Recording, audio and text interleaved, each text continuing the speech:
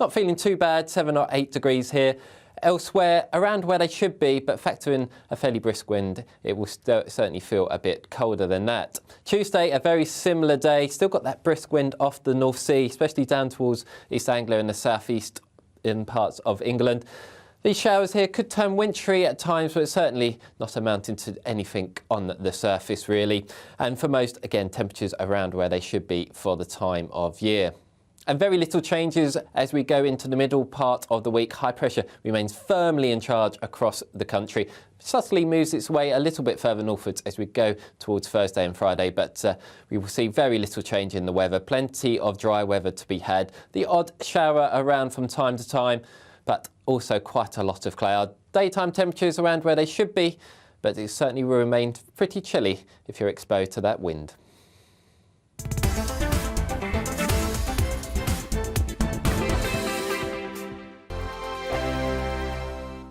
We are GB News, and we'd like to say thank you to each and every one of you for bringing us your conversations, for helping our great nation find its voice. We are here for you on radio, television, and online, across England, Scotland, Wales, and Northern Ireland. It's not the BBC, you actually get your facts right. We are proud to be GB News, the People's Channel, Britain's news channel. I'm Mark White. As GB News Home and Security Editor, I cover those key issues that are so important to you. Our authorities, our communities doing all they can to combat violent crime. With the public services under unbearable strain, why are we still failing to control our borders? Defence, the first priority of any government, has been continually hollowed out. Can we trust our politicians to protect the armed forces? Join me, Mark White, on GB News. Join me, Nana Akue, Saturday and Sunday afternoons on GB News. Expect fiery debate and passionate discussion as me and my panel tackle some of the biggest topics hitting the headlines. It's a place for everyone's opinion. No one gets cancelled, but no one gets an easy ride. Oh, she's on it today! Be ready for conversations that are fierce, frank, and of course, fun. Every Saturday and Sunday afternoon from 4 p.m. on GB News, the People's Channel. Monday to Thursday on GB News, it's Bev Turner Today from 10 a.m. We're going to be here for you, our GB News family, to keep you up to date, but also make you smile. There's a guy who went from puberty to adultery. And I can't wait to bring a few of my own opinions. I have no time for cultural totalitarianism. We'll engage in passionate, but always polite debate, with your thoughts and opinions at the centre of it all. Only on GB News, the People's Channel, Britain's news channel. Join me every Sunday at 6 p.m. for Gloria Meets. In exclusive interviews, I'll be finding out who our politicians really are and what they really think. It's something that you would never want anyone to suffer. I didn't know what channels there were. I didn't think I'd be believed. I must have weighed about 7 stone and I'm 5'8". My instincts was to sort of cover this up. I mean, clearly that was a mistake. Join me every Sunday at 6 p.m. on GB News, the People's Channel, Britain's news channel. We are GB News, right across the nation. You can get us on television, on radio, on digital. We're absolutely everywhere. Amazing! You see, amazing! You remind me of me in the European Parliament. But here's the most important bit. We are not part of the mainstream establishment. We think and speak just like you do. We are the People's Channel. Magnificent. That's really, really thoughtful. Come and join us on GB News, the People's News Channel.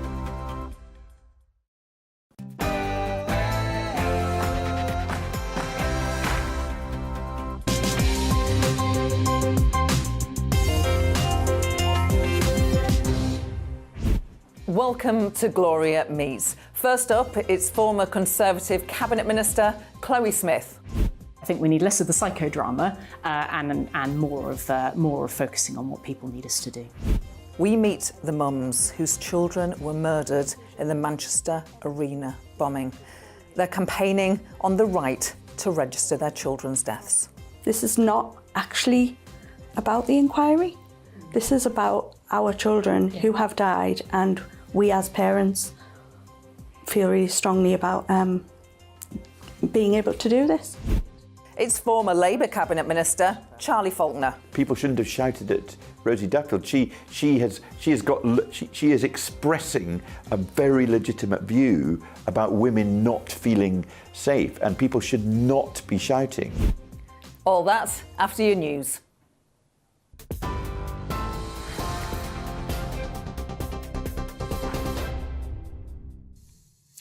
Hello, I'm Ray Addison. Here's the latest from the GB Newsroom. The President of the European Commission will visit the UK tomorrow to continue talks with the Prime Minister over the Northern Ireland Protocol. In a statement released by Number 10, it said Rishi Sunak and Ursula von der Leyen will continue attempts to find practical solutions to challenges resulting from the post-Brexit trading arrangements. Taoiseach Leo Varadkar has welcomed the news. The DUP has refused to form an executive at Stormont in protest over the current Brexit deal. Former Trade Secretary Liam Fox says he'll support the new post-Brexit deal if it's an improvement. He also expects fellow Tory MPs and the DUP to do the same. The DUP will also be willing to see restrictions diminished, again, in the hope that over time some of them might disappear. I think the hope that the European Union would give up entirely on European law applying to some elements in Northern Ireland is unlikely, given what the British government conceded in the protocol, but we can make progress on that, and I think that both sides will want to see the Northern Ireland Assembly up and running, because that's the best guarantee to political stability and a reduction in violence. At least 58 people, including children, have died after a ship got into difficulties off of Italy's south coast. Now it's reported that the boat left from Turkey and was carrying migrants from Somalia, Pakistan and Afghanistan. So far, 27 bodies have been found on a beach in the southern region of Calabria, and more were found in the water after the boat crashed against rocks during rough sea weather. 81 people have survived, 22 of them are in hospital. Police in Northern Ireland have been granted more time to question a suspect in the attempted murder of an off-duty officer in Omagh. The 43-year-old was arrested on Friday after Detective Chief Inspector John Caldwell was shot at a sports centre. He's one of 6 men taken into custody in County Tyrone. Officers believe that the attack was terrorist-related. Social housing managers will be required to study for qualifications to drive up standards following the death of a 2-year-old boy. Awab Ishak died in December of 2020 from a respiratory condition caused by mould at his home in Rochdale. Housing Secretary Michael Gove announced the response after acknowledging that social housing residents are being inexcusably let down. Housing expert Richard Blanco says the move should protect vulnerable tenants, but there's still more needed to be done. One of my concerns is that, I want this to trickle down to frontline housing officers, because they're often the ones that are going out and doing the visits. And indeed, I'd like to see more visits, because what we've found since COVID is that a lot of the work has been done remotely, and housing officers have not been going out enough to actually meet tenants and see with their own eyes what's going on. And a popular beach in Norfolk could be closed for decades, according to locals, after cliff erosion made the area unsafe. The beach at Hemsby near Great Yarmouth has lost more than 10 feet of land in just 2 days. The local lifeboat crew have had to close the shore over safety concerns. Local businesses are warning that they'll be significantly impacted as the beach is their main source of income during the summer. They're calling on the government to step in and help. On TV, online and on DAB+ radio, this is GB News. We'll have more news at the top of the next hour.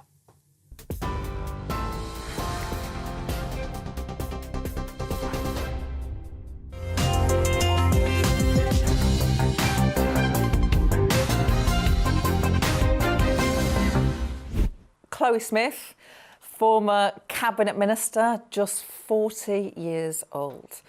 You're standing down at the next election. Why? First of all, it's great to be with you, Gloria. Lovely to see you after your time in Parliament as well. I think for me, actually, it's just come at a natural point in my own personal life. I've had 2 children while in Parliament and a round of breast cancer, quite a busy few years.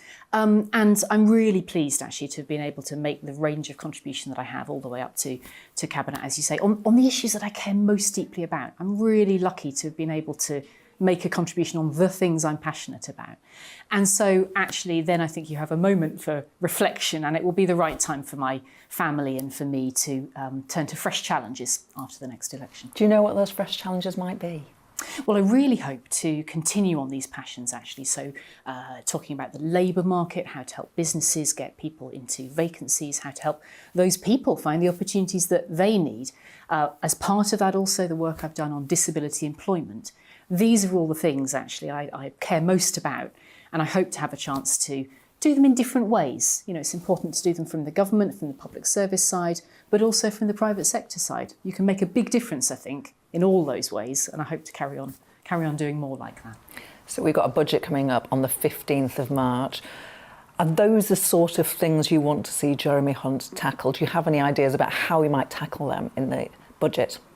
Yes, certainly, and he gets this. He's been really clear. Of course, one of his E's in the speeches he's recently given, that E is for employment, and it's really critical that we resolve these problems actually in the British economy. Of course, they're not unique only to Britain. These are happening also in economies around the globe, namely a very tight labour market, relatively low unemployment rates, but actually high rates of what we call economic inactivity. In other words, people who have various challenges actually that are stopping them finding work. Many want to find work nonetheless. So Jeremy's challenge, which I'm right behind him on, is to find ways to help people be healthy, or to be able to be in work notwithstanding a health condition or a disability, to be able to handle childcare or other caring responsibilities. There's a section of this as well that is about encouraging older workers back into the workforce. All of these are policy that you think, you know, because we all know the challenges, and he's talked about the challenges, right? Do you think, you know, if he could just do that, that would make a difference? I could see how that particular policy could work. Well, the really big, ambitious, radical one actually would be getting the NHS to help people into work. And there's various components you'd look for as part of that. For example, helping GPs to have a more practical conversation with people about managing at work when a problem first presents itself. But I think actually there's a kind of thoroughgoing piece of work that Jeremy and his obviously colleagues at various departments could do to really crack this at the same time as supporting the NHS to do everything else that we need it to do. So you got elected to Parliament when you were 27 years old. Do you think it was too young? I think on reflection, yes. It was young, and hardly the youngest, of course. That's been thoroughly beaten since in terms of records, and indeed back in history as well, with others at in their early 20s. But the truth is, you then have to rapidly get into a set of challenges, set of responsibilities, set of service. That's what we do in Parliament. I think there's one really important argument, though, that perhaps gets overlooked, which is we need to have people from all walks of life in politics.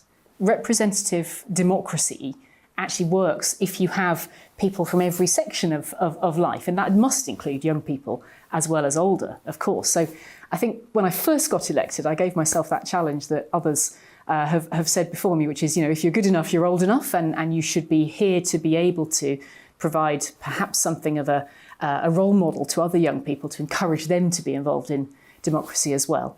But since that time, of course, I've spent 13, 14 years doing, the full range of roles in Parliament and in government. And I think it's fair to say I've grown my skills and made some serious contributions. What's the most challenging thing about being 27 and in Parliament? One of them is, of course, actually the social aspect. So when I first arrived, actually in my party, the next youngest compared to me was 10 years older, which puts you in an unusual position in terms of your team, in terms of your, the workforce that you're part of. But I think fundamentally, actually, what you need to remember is that it's about the people who elected you to be there. So if they have confidence in the experience that you can offer, the skills that you can offer, the things you say you're going to do for your constituents, then their choice holds. And I was absolutely delighted to be chosen by Norwich North 5 times in a marginal seat. That's quite a long run. Although you could also say we've had too many elections in that 13-year period. Tell me about your mum and dad, the influence that they had on you entering Parliament. Quite a powerful influence. So my mum was a teacher and came from a line of teachers actually between her and also my dad's side. My father's a cabinet maker. Now, that's not a word you hear around very often, and it almost lends itself to saying that I was able to, go from being cabinet maker's daughter to the cabinet, which he's tickled about as much as I am. But I think what I learned from my parents were, without a doubt, those values of hard work. You see how hard teachers work, and you see how hard a person who's running his own small business, doing the design work, doing the making work, they showed me that pattern, and I'm really grateful for that. And I think also that kind of idea of craftsmanship comes out as well, particularly on my dad's side, which you can then reflect in politics. It's a different kind of work, but you still need attention to detail. You need to be forensic. You need to be able to make sure you're producing the thing that's going to work. So I've always tried to keep those values. I'm just working back, actually. So you're 27 when you got elected. Did you meet your husband while you were an MP? Yes. Is that tricky? You don't have to reveal too much of the personal nature, but it's hard to date, right? You're young, you're dating. It is. You got it, yeah. You're not going to give me any more than that, Chloe, are you? You're not going to tell me where you met, but is it political circles? It's already out there in the public domain. I asked him to marry me, which is a nice twist. No, we met through a mutual friend, and actually I was we fell in love quite quickly, and got going into a lovely relationship, and 2 children came along, as I say. So yeah, all those family years have also occurred while I've been in Parliament. And you mentioned earlier that you were diagnosed with breast cancer. That was in 2020 when you were 38 years old. Are you good now? I am. Thank you for asking. Yeah, I am. And it's extraordinary to me, actually, that you can go from having something really serious to being hale and hearty. I mean, that is amazing. So it's a big thank you to all of the NHS doctors and nurses that helped along the way. There's sadness in there as well, because others are not so lucky, and in actual fact have just lost an indirect family member to cancer as well. We think about all those people who aren't so fortunate.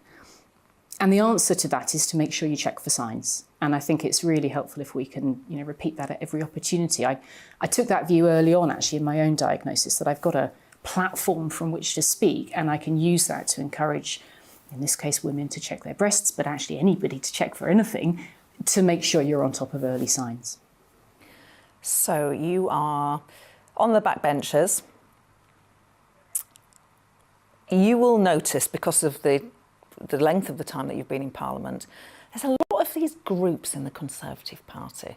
A lot of different MPs assembling together to campaign for particular issues. It's quite unusual, actually. The number certainly is unusual. Can you have party discipline when you have so many different groups campaigning for so many different things? Well, I certainly hope so. And, my message, if anything, would be that we need to come together at this point, because there's a heck of a lot still to deliver that the public is depending on us to do. And that's our job, both as constituency MPs, but as this larger team and in government, crucially. And I think the Prime Minister is absolutely right, by the way, to have set out the 5 priorities that he has. Those are very much the ones that I hear from my constituents, and that I think people want to see fixed and got right. So, I mean, really, I would encourage colleagues to come together behind that agenda, to support Rishi as our Prime Minister. Right at the moment, we're talking in terms of whether there can be a solution to the remaining problems with the Northern Ireland Protocol, drawing on experience as a former Northern Ireland Office minister and as Minister for the Constitution and Devolution for actually a span of about 10 years. These are really important issues. They matter. They matter hugely, because you need to have a firm foundation in your constitution. You need to be able to make sure that all parts of the United Kingdom can work together. And just going back to the point about jobs and the economy, there is an important element here as well, which is that we want to see, in this case, Northern Ireland flourishing and people able to be in jobs and with good trading opportunities. That's what it all boils down to. So I think the prize is clear, and we need to be able to unite behind a good solution to it. The former Chancellor George Osborne said the other day Boris Johnson wants to bring down Rishi Sunak by criticising potential changes to the Northern Ireland Protocol. Jacob Rees-Mogg, former Cabinet Minister, also this week. saying that Rishi Sunak's handling or his attempt to get a new deal, he's making some of the mistakes that Theresa May did over Brexit. Doesn't sound like it's very helpful. These interventions don't sound very helpful. I mean, again, I would repeat the point. I think there's very clearly a job to do here. I think if we are wise, we can learn from the times of change that we've lived through, actually. In politics, we have absolutely lived through a time of change with, unfortunately, multiple prime ministers, but actually, moreover, multiple challenges, from Brexit through the pandemic through to, the aftermath of that now. We live in pretty tumultuous times. We do best if we can pull ourselves together and get things done in that time of change. So I think we need less of the psychodrama and more of focusing on what people need us to do. Final question. Have you, as a woman in politics, is misogyny, is sexism, is it institutionally part of the job? No.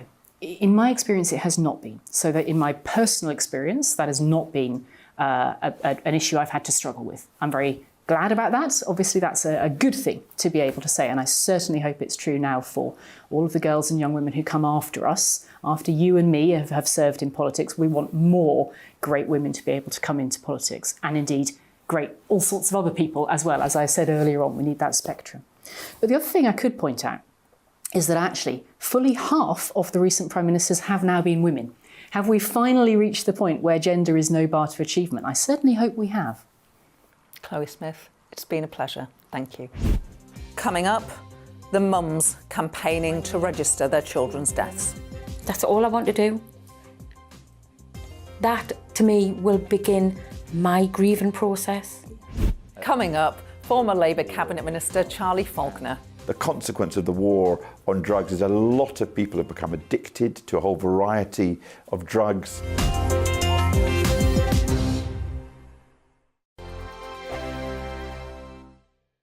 It's all about family, being in people's living rooms, all the interaction and getting to know who our viewers and listeners are. When I was young, my dad used to say, Nana, stop arguing. I wanted an outlet that would enable me to give my opinion.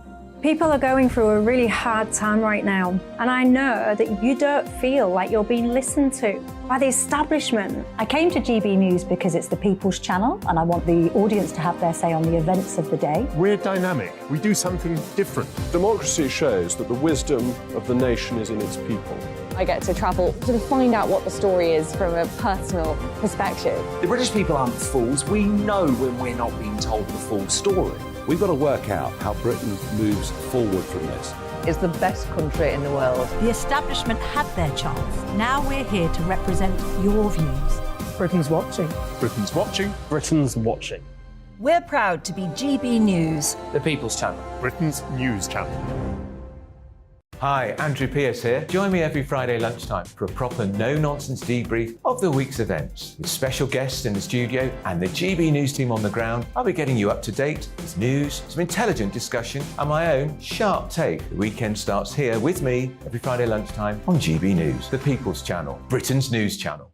I'm Andrew Doyle. Join me at 7 o'clock every Sunday night for Free Speech Nation, the show where I tackle the week's biggest stories in politics and current affairs with the help of my two comedian panellists and a variety of special guests. Free Speech Nation, Sunday nights from 7 on GB News, the People's Channel, Britain's news channel. Join me, Patrick Christie's, Monday to Friday, 3 till 6. We tackle the day's news agenda like you've never seen before. It's high tempo, high octane, the most controversial topics, and the best guests. You will not be able to take your eyes and ears off it. I'm not afraid to ask the questions that you really want answered. 3 till 6 p.m, Monday to Friday on GB News, the People's Channel, Britain's news channel. Rees-Mogg, the Member of Parliament for North East Somerset and a former government minister. For years I've walked the corridors of power in both Westminster and the City of London. I campaigned in the largest democratic vote in our island story. I know this country has so much to be proud of. We need to have the arguments, the discussions on how we make it better. The wisdom of the nation is in its people.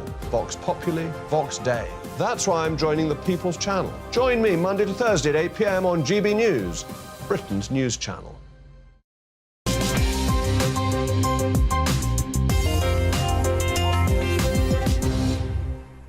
I I have repeatedly raised the anguish that my constituents, the parents of Chloe Rutherford and Liam Curry, are going through. Chloe and Liam were murdered in the Manchester Arena terror attack. Archaic law in relation to terror attacks prevents my constituents and all other grieving parents from registering their precious children's death. Instead, the registration will be done by a registrar, a complete stranger to the family. I first raised this in March with the Home Office and the Ministry of Justice. Hello, Lisa and Caroline. Nice to meet you in real life. We've chatted on the phone before. Hi, Emma. Good to see you too. We're joined also by Mr. and Mrs. Hurley, who we're not going to chat to today because they don't want to, but they want to be here to support you, and you're all going to a meeting that we're going to talk about in a moment. But first of all, Lisa, Caroline, whichever one of you wants to start, tell me what happened to your family on May the 22nd, 2017. So I'm Chloe Rutherford's mum, and Caroline is Liam Curry's mum. And we lost our children. They were murdered in the Manchester Arena bombing on the 22nd of May 2017. 22 people lost their lives. And we're here today because we have been, well, it's been implied that we're not able to be part of their death certificate, which we have spoke out before. And it's something that we feel passionate about, is the last thing we can do for our children. And it's been a long time. It'll be 6 years in May. And this has gone on a long time. We have only been able to sort of come in and discuss this sort of thing in the last few years because all we got was an interim death certificate. When you give birth to a child, you get that choice whether you register that birth or not. If you haven't registered within the 6 weeks, the state registers for you. Why is that option not given to us to register their deaths? That I gave birth to Liam, so therefore that responsibility lies with me. I understand the legalities that a coroner, because of the way Liam died, the coroner must register the cause of death. I understand that. Yeah. But it's such a simple tweak to be able to say, would the families like to be involved? All I want to do is give his details, his name, his address, my name as the informant. That's all I want to do. That, to me, will begin my grieving process. Yeah. So why should a bureaucrat take that away from me as a parent? I think the word is choice. We understand that some people may be quite happy for the process to take its course. But for us, it's about having a choice. And I know there's other families like we have with us today who would like that choice. And it seems like we've been told it's quite a small tweak to be done. And now we're in a position where this has been being talked about for too long. And we are actually having the final report next week. I know. I'm going to ask you about that. And that's quite an important date because we are under the understanding that this all changes once that happens. So we're now up against it. And it needs... What do you mean it all changes once? Because the final report of the public inquiry is published next week, as you say. What changes when that is published? So what we were told was once the inquiry is finished, that's when the death certificates will be dealt with. And you haven't personally... And so we're nowhere near that position. Right, OK, that's a really important point. So currently nobody has registered their deaths because it is subject to an inquiry. Exactly. And you want to be sure that when that day comes... Yes. You will be able to register Chloe and Liam's. So our questions today will be, why or where are you now with the process? We're days away. Emma, because you've raised this, you're their MP, you've raised this loads in Parliament. What's the pushback? I mean, I'm losing my patience with various ministers. This is our third ministerial meeting now. How many times do Lisa and Caroline have to tell their story? And, this is very difficult stuff to talk about, and they're having to constantly repeat their story to different ministers and being given false hope. it's about political will, isn't it? You know, the government are now saying that there simply isn't the time. Well, I raised it nearly over a year ago, and they rushed through other bits of legislation. We've just seen in recent times, you know, the Coronavirus Act, nearly 350 pages. They got that done in 7 days. There's been multiple changes to the Births, Deaths and Registration Act already over recent years, because the two acts were wrote in 1926 and 1953. They're clearly not really fit for purpose anymore. So again, they've changed these acts already in recent years. It's about the political will for me, and I'm getting quite angry and frustrated that they're not doing this, because they could do this if they wanted to. The government set parliamentary time. They can find the time to do this. Nobody in the House would object to this. There is nobody, no MP is going to stand up in Parliament and say, I'm sorry, we're not letting you change that for these families. It wouldn't happen. So it's a simple case of finding a bit of parliamentary time to get it through, and they won't. Because we have so much taken away from us when we lost the kids, you know, at the end of the day, because of the circumstances, along with the pain of all of that, this just seems cruel, is the answer. We're coming up to 6 years. Yeah. And you should be, you will never get over this, but you should be on your journey through the various stages of grief and rebuilding whatever life you can. But you have been battling. Mm-hmm. Yeah. We definitely are not in any grieving process. I'm still stuck in that day, that night. Things like this just add extra unnecessary upset. As you've rightly said, you know, we're still waiting for the third report, so inquiry is still going on. That's really hard and has took a physical and obviously mental health is impacted, understandably, for everyone involved. To hear more from Caroline, Lisa and Emma, and to find out what happened at the crunch meeting, join us after the break. Liam had just registered his own dad's death, so I need to do it. I need to do it for me.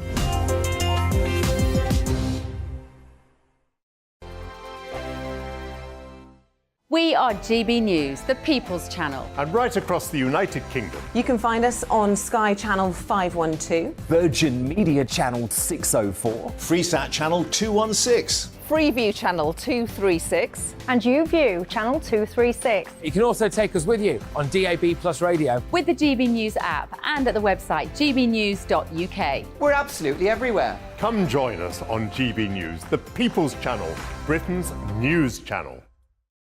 Join me every Sunday at 6 p.m. for Gloria Meets. In exclusive interviews, I'll be finding out who our politicians really are and what they really think. It's something that you would never want anyone to suffer. I didn't know what channels there were. I didn't think I'd be believed. I must have weighed about 7 stone and I'm 5'8". My instincts was to sort of cover this up. I mean, clearly that was a mistake. Join me every Sunday at 6 p.m. on GB News, the People's Channel, Britain's news channel.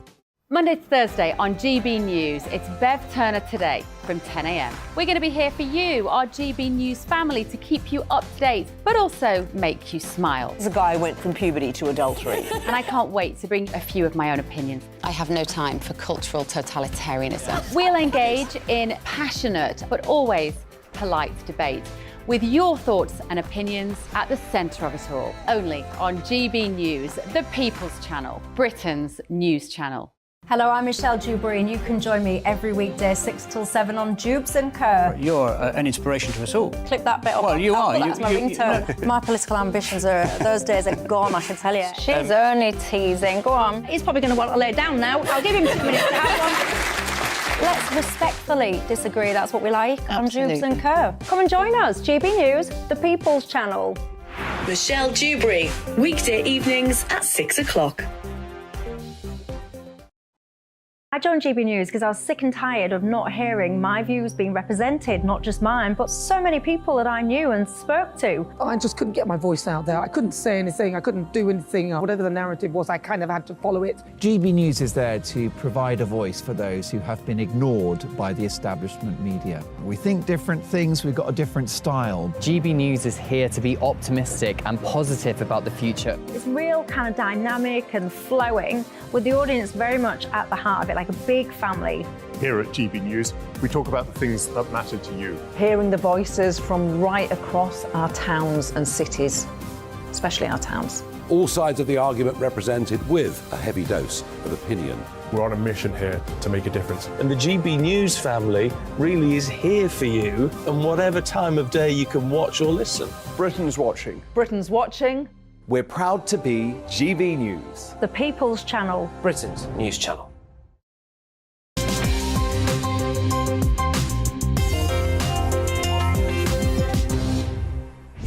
I don't want to distress you anymore, so if this is distressing, then let's not do it. But I wondered if I've read about Liam and Chloe, this clearly remarkable people that you brought into the world. Do you want to tell me a little bit about your son and daughter?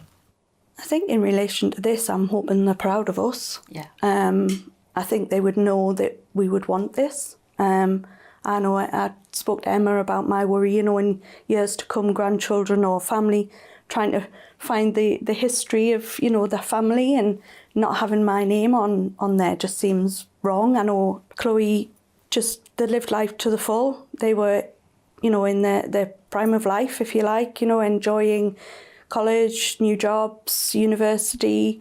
They had plans, and that's devastating. But I do hope they're proud of what we're trying to do, because they know how important this would be to us. Yeah.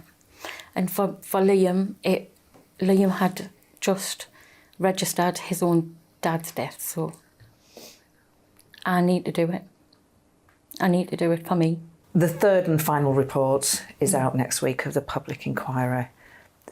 It's sort of related because of the subject and the deadline that provides, but is there anything that you're looking for in that report more generally? I think that personally is for another day, but at the moment, connected to this, it's dates, it's times, I'm going to have fear next week that the death certificate is just done. Yeah. And we have no control over that. I use wording, and I'm going to do it again because it's important to me. I feel like an insignificant cog in a huge wheel, that everybody else has the power and the decisions, and everything is decided for you. And this is really important. This is personal. This is not actually about the inquiry. This is about our children who have died, and we as parents feel really strongly about being able to do this. We just want to be able to do the right thing for our kids. It's like you can't be bothered to do it. Mm-hmm. It's just, you just do it. No, let us do it. Give us the choice. Some families don't want to do it, that's fine. But have a little ticky box that says the family would like to be involved, and then we can go along at a later date to the registration office with a number, a reference number, and do the personal bit. That's all we're asking. It's not a massive ask. And if these ministers could just for 1 minute take off the office job head and put on the parent head, would they want their son or daughter to have their registration details registered by a total stranger? They wouldn't. They'd want to do it themselves as a parent. I'm going to be waiting for you. Rooting for you all. Obviously, Mr. and Mrs. Hurley will be fighting for the right to register Meghan's death. I'll be waiting for you to tell me exactly what happened, rooting for you all that meeting results in what you need. Thank Chloe you. and Liam. Thank you. So, I waited for an hour while they were at the meeting, but only MP Emma Llewellyn-Buck came back. Emma, it's just you that's come back. Yeah. Lisa and Caroline aren't with you. What's happened? They felt very disrespected in the meeting. The Home Office Minister from the Lords was quite patronising. And we were led to believe through previous meetings with MOJ and Home Office, Ministry of Justice and the Home Office. Yeah, that there was a concerted effort to try and do this, and that they were just trying to find a way. And what we found out today is actually there's no political will to do that, and it's a policy decision of this government that they don't want to change it. So it's got nothing to do with they kept obfuscating and going round and dancing on the head of a pin. But essentially, we're talking about a very narrow legislative change here where they could put safeguards in so that the integrity of the coronial process wasn't damaged in any way at all. And essentially, the bottom line is they don't want to. How are Caroline and Lisa? Absolutely distraught. That's why they've not come back with me. They asked if I could come back and talk to you. They're really, really disappointed. Myself and Maria have made it very clear to Maria both Regal, Maria, who's the MP, who's the representative of Mr and Mrs Hurley, who we saw. Yeah, so me and her have made it both incredibly clear that we're not happy, this isn't the end of it, and we're not going to leave it there, and that we are both incredibly angry on behalf of our constituents. And I'm hurt for them. I'm really hurt for them. Been through them, you know, through everything, seen everything they've been through, and to then find out that they've come here today and at their own expense. There's no expense to get them to come to these meetings with ministers. To be told, well, actually, you know, we're just not going to do it. And the last letter that we received from both ministers very clearly stated, we are looking at this, and it seemed positive, and we're looking at options for the longer term. But today it was very clear they're not even looking at options for the longer term. That is it. It's not happening. I'm sorry. I think everybody who will watch will want to extend their love to Lisa and Caroline. Of course, will approach the Ministry of Justice to get their response, but give them all our love on what must be a very difficult day after the most impossible 6 years. Thank you. Thank you. Lord Murray and the government as a whole remain steadfast in our commitment to the families whose lives have been devastated by the senseless attack at Manchester Arena. Currently, after an inquest, all details must be provided by the coroner alone. Any change to the law would need to consider its wider impact, including how it would affect those bereaved families who do not wish to provide information to register the deaf when they have already provided this to the inquest. We acknowledge the seriousness of the matter and are committed to seeing what can be done via non-legislative means. We have offered the bereaved families the option of being present at the registration of their loved one's death if they wish to do so. Coming up, Charlie Falconer after the break. What do you eat during the day now? Diet Coke and apples.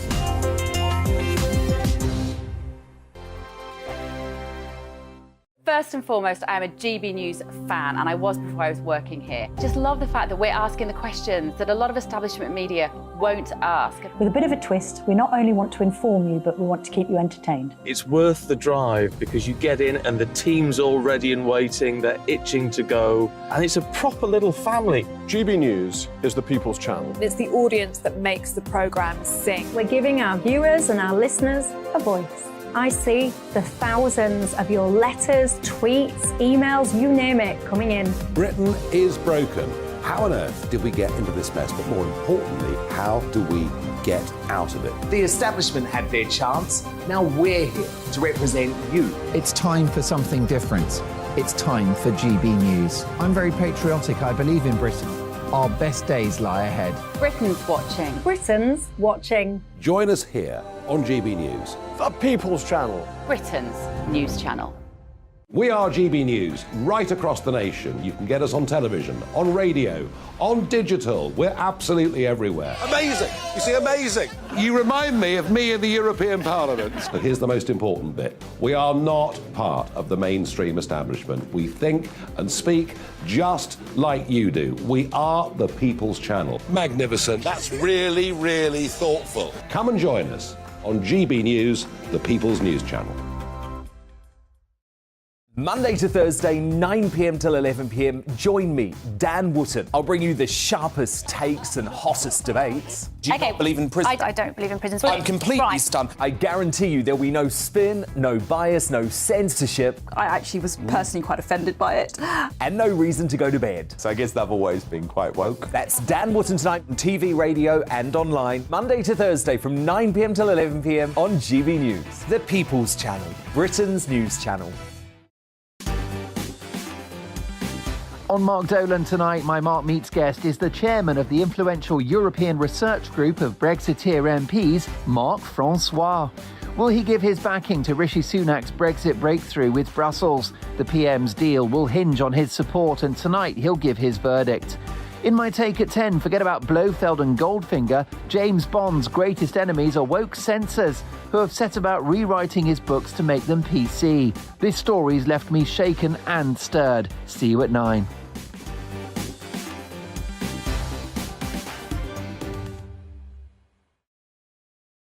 I'm Jacob Rees-Mogg, the Member of Parliament for North East Somerset and a former government minister. For years, I've walked the corridors of power in both Westminster and the City of London. I campaigned in the largest democratic vote in our island's story. I know this country has so much to be proud of. We need to have the arguments, the discussions on how we make it better. The wisdom of the nation is in its people. Vox Populi, Vox Dei. That's why I'm joining the People's Channel. Join me Monday to Thursday at 8 p.m. on GB News, Britain's news channel.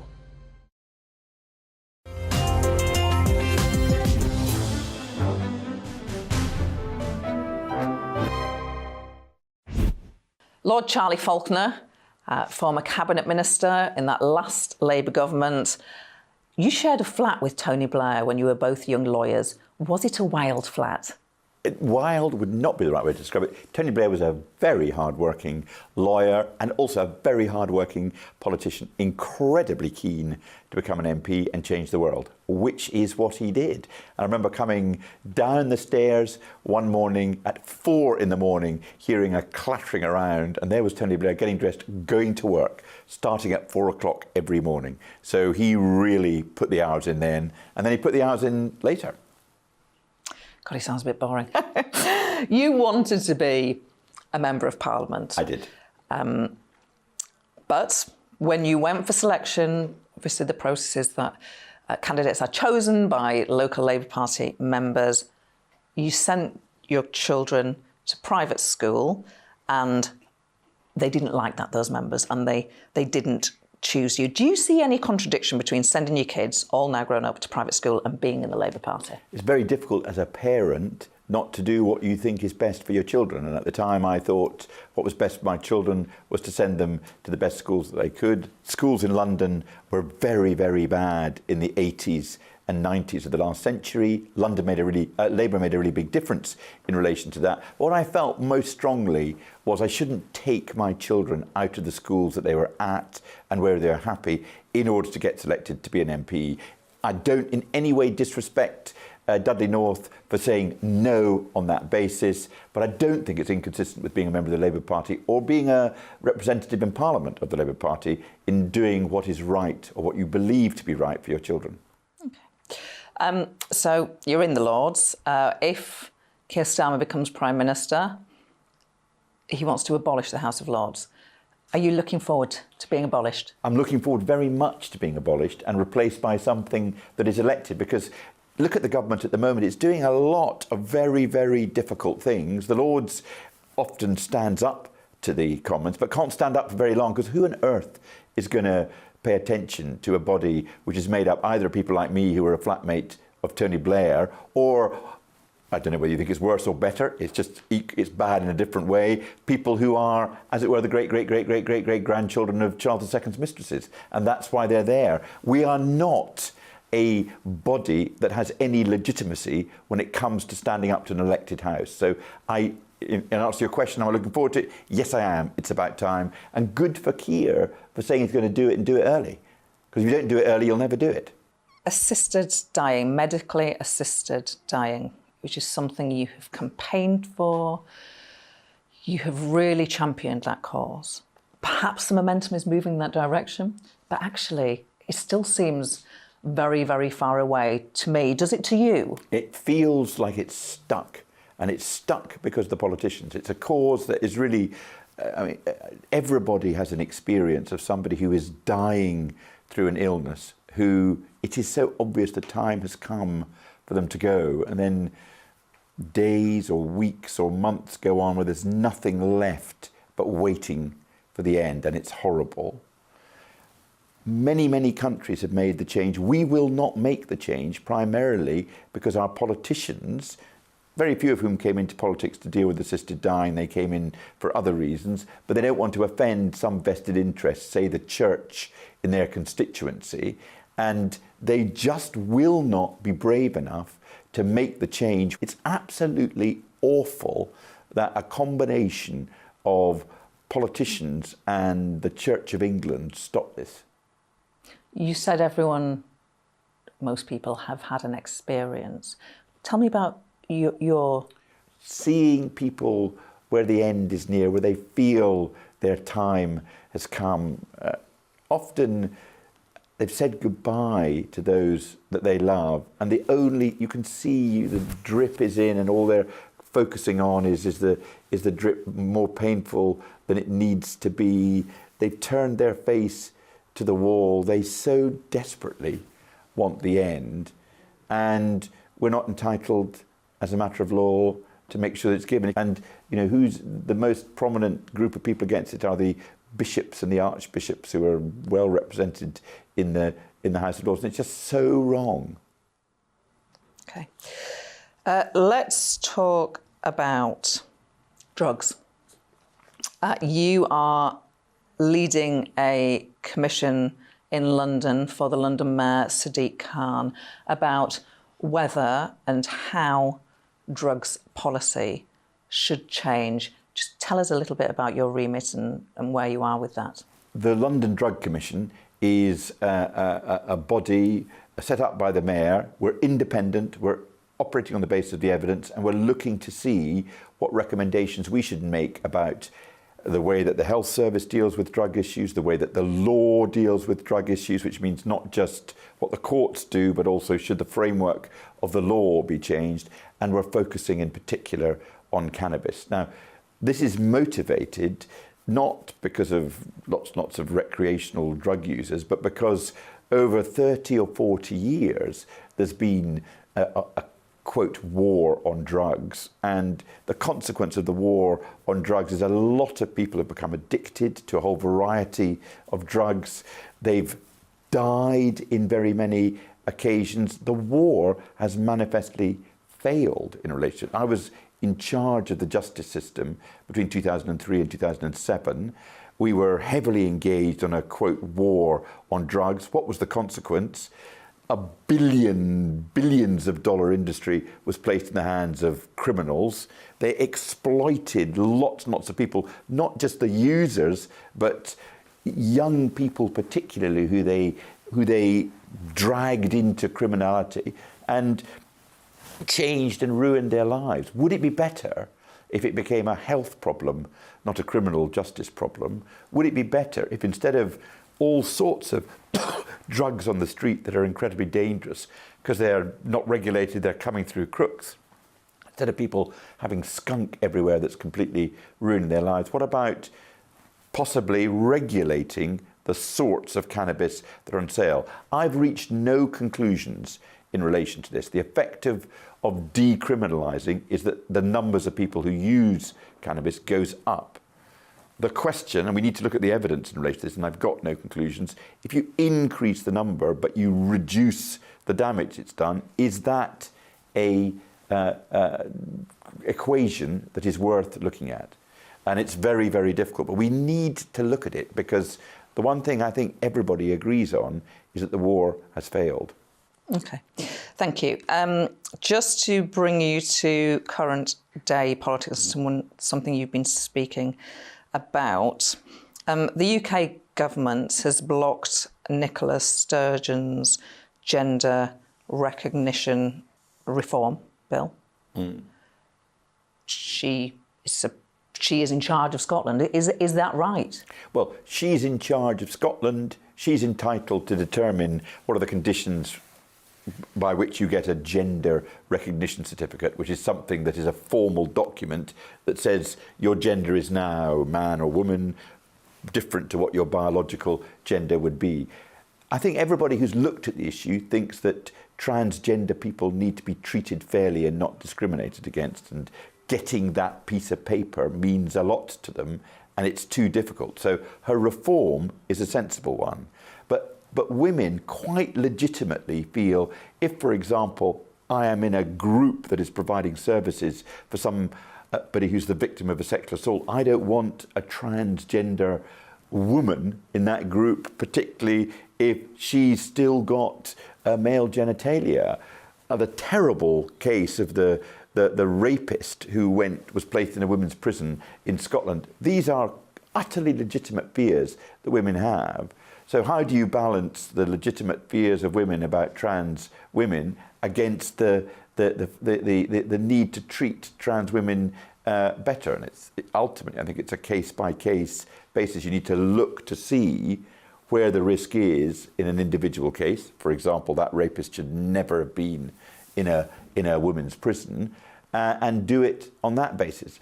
What I'm really, and I'm a politician, you, Gloria, were once a politician, people expect the politicians to come up with solutions, not just, as it were, throw large pieces of mud at each other and make absolutely no process. Both transgender people will feel let down, but so will women by this blocking of the bill. The UK government and the Scottish government should sit down and find a solution to the problem, rather than making everybody feel bad. I mean, I think the transgender community feel that the UK government is transphobic, and women feel the Scottish government does not adequately look after their interests. Everybody feels the leadership in their country is poor because they can't agree. One of the things about politicians is they've ultimately got to find solutions. They've not just got to be sounding clever in the way that they put their particular argument. And in that transgender issue, just as in the assisted dying issue, which you asked me about before, just as in relation to the drug issue, they're letting people down. I mean, on the drug issue, how many people do you think have experienced people using illegal drugs in their family? Hundreds of thousands. I suspect that the public are ahead of the politicians in relation to that. And we politicians need to catch up with the mood in the country. Not everybody has the same view, but people are willing to accept change if they think it will be for the better. Talked about mudslinging in that debate. Has Rosie Duffield been treated fairly by the Labour Party? People shouldn't have shouted at Rosie Duffield. She is expressing a very legitimate view about women not feeling safe, and people should not be shouting at her. The politicians should be saying, well, look, that is a view we absolutely have to settle. We have to make women who feel what Rosie Duffield feels, and she's not a lone voice. She's expressing a very strongly felt view. And that view has got to be not just accommodated, but it's got to be reflected in the changes in the law that are made. Okay. Final question.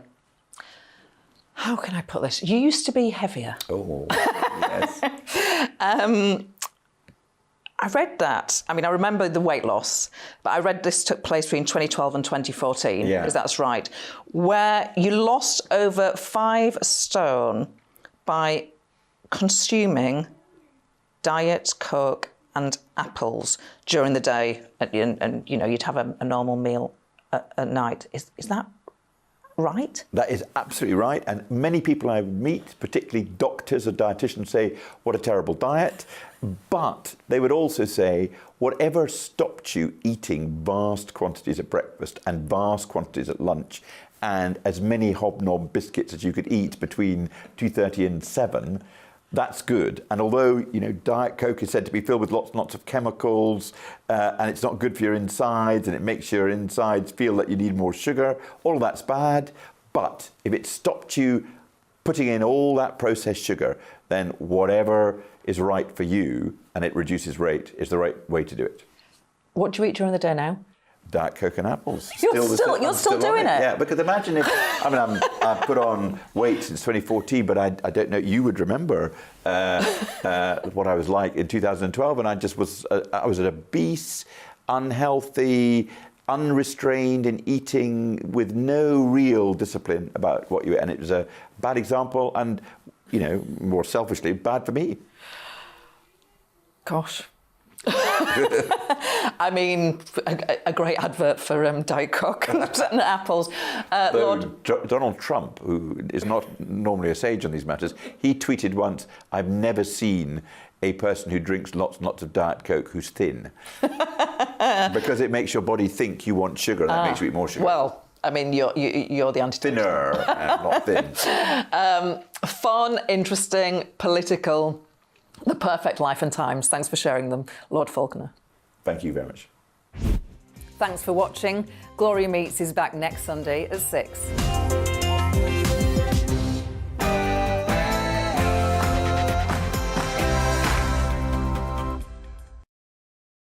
Hello, I'm Craig Snow and here is your latest forecast from the Met Office. So as we head into a new working week, it's set to remain settled for all of us, but it will still feel fairly chilly out there, especially in the east and the south. So as we finish the weekend and go into the new working week, high pressure is firmly in charge across the country, keeping things largely dry. A fair bit of cloud around across eastern Scotland and northern England this evening, but elsewhere actually quite a lot of clear skies. So under the clear skies it will turn pretty chilly, widespread frost, could even see temperatures as low as about -8 or -10 across parts of Scotland. But where we do see the clear skies as we start Monday morning, it'd be a frosty but bright start to the day. Plenty of sunshine first thing, but the cloud across northern England, eastern Scotland would have sunk its way into parts of Wales and the Midlands during the night. And as we go through the course of Monday, quite a lot of England, Wales, Northern Ireland, rather cloudy, with maybe the odd spot of rain coming and going from the North Sea. Best of the sunshine up across western Scotland, and in the sunshine, not feeling too bad, 7 or 8 degrees here. Elsewhere, around where they should be, but factor in a fairly brisk wind, it will certainly feel a bit colder than that. Tuesday, a very similar day, still got that brisk wind off the North Sea, especially down towards East Anglia and the southeast in parts of England. These showers here could turn wintry at times, but certainly not amounting to anything on the surface really. And for most, again, temperatures around where they should be for the time of year. And very little changes as we go into the middle part of the week. High pressure remains firmly in charge across the country. Subtly moves its way a little bit further northwards as we go towards Thursday and Friday, but we will see very little change in the weather. Plenty of dry weather to be had. The odd shower around from time to time, but also quite a lot of cloud. Daytime temperatures around where they should be, but it certainly will remain pretty chilly if you're exposed to that wind.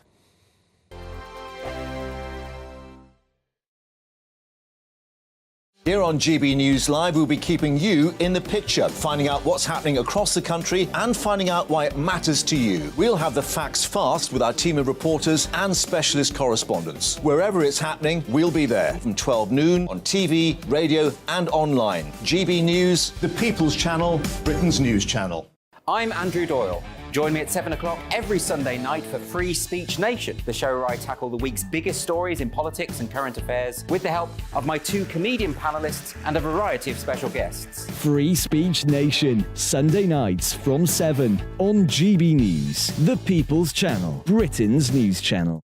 I'm Michael Portillo. Join me on GB News on a Sunday morning for topical discussion, debate, arts and culture, and sometimes even ethical dilemmas. I don't always agree with you, Michael.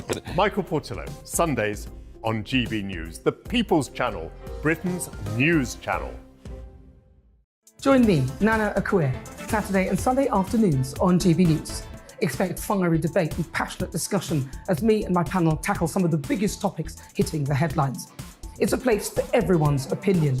No one gets cancelled, but no one gets an easy ride. Oh, she's on it today! Be ready for conversations that are fierce, frank, and of course, fun. Every Saturday and Sunday afternoon from 4 p.m.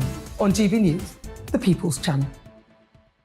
We are GB News, and we'd like to say thank you to each and every one of you for bringing us your conversations, for helping our great nation find its voice. We are here for you on radio, television and online, across England, Scotland, Wales and Northern Ireland. It's not the BBC, you actually get your facts right. We are proud to be GB News, the People's Channel, Britain's news channel.